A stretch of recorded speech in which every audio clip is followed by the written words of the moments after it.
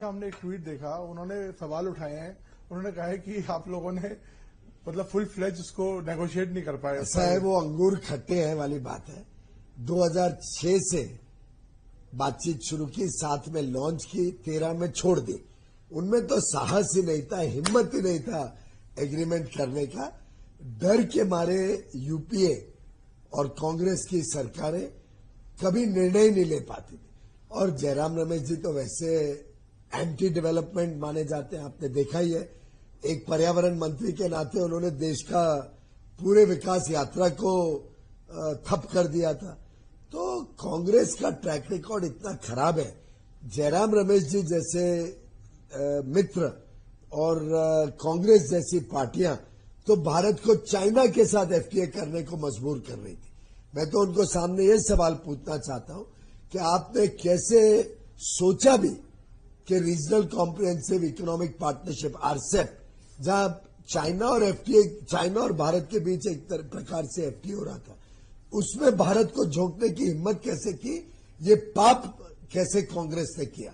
कांग्रेस ने जवाब देना चाहिए जनता को, जो पाप करने जा रहे थे चाइना और भारत के बीच एफटीए करके भारत के हितों को पूरी तरीके से ध्वस्त कर देते।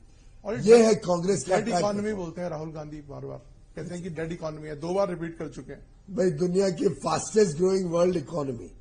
आपने ईयू कमीशन के प्रेसिडेंट, ईयू काउंसिल के प्रेसिडेंट के वक्तव्य सुने, कितना उत्साह था उनमें भारत के साथ संबंध सुधारने का।